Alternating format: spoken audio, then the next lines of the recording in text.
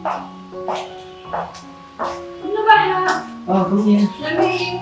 Narang puli kiniki di mabanabat ki advertisement.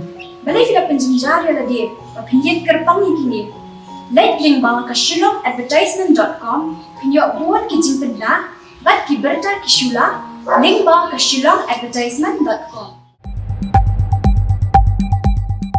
Kajing ti mau ti shyiap hajan ki surok kalong kajing thot ya ki nongwan jngohkai pyrthei la ong mutrang ba ka jalab Conrad ki sangma habajubab ya kajing kili hakilat pathai kubor halor ki kendon ang ki bak sarkar lawan ra man khang ya kajing ti mau ti shyiap daga ba pentep ba on sara ya kren ya kamat ka baide ba kajing ti shyiap ha ka jelang kanhon menteri kabanwan umutrang ba ulong ba don kam man perkhat lang ya kamaryang bat ya ka yok kot ru kumjo.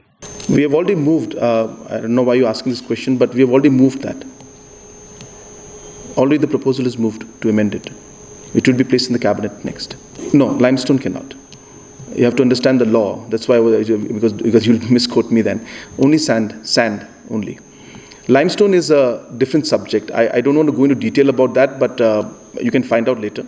Limestone is a different issue, because limestone comes under the MMDR Act, and as per the usage of the limestone, it depends on which area, which use you will put it to. That defines whether it's a minor or major. If it falls under major, then you have to take permissions from Government of India. If it's minor, then you take it from the triple MCR, and the state legislation comes in. So it's a bit complicated, so I won't get into that.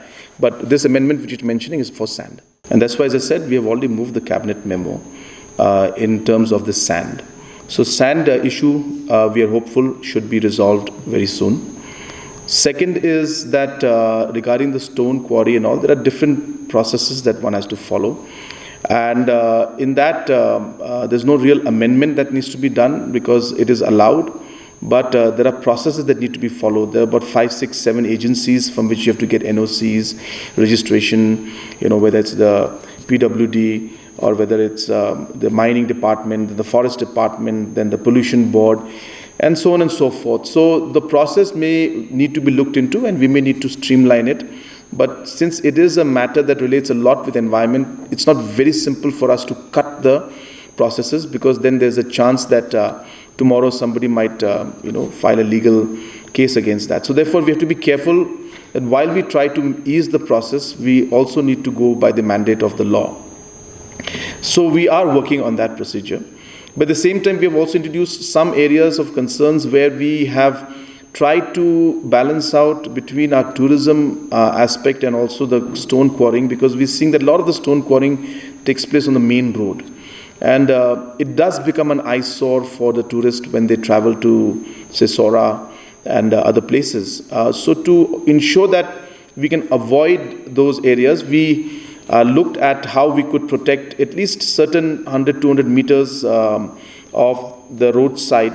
And those areas, of course, have caused a bit of concern and from the miners and the things. So we're working on that, trying to sort it out. Because as I said, we are trying to see the holistic approach to the economy, where we need to not just see the mining part and the construction, but we need to also balance between the environment aspects and also see the impact one has on tourism. Because as I said, once you have a lot of the quarries on the roadside, it does become an eyesore for the tourists. So we're looking at all those aspects also while we move forward.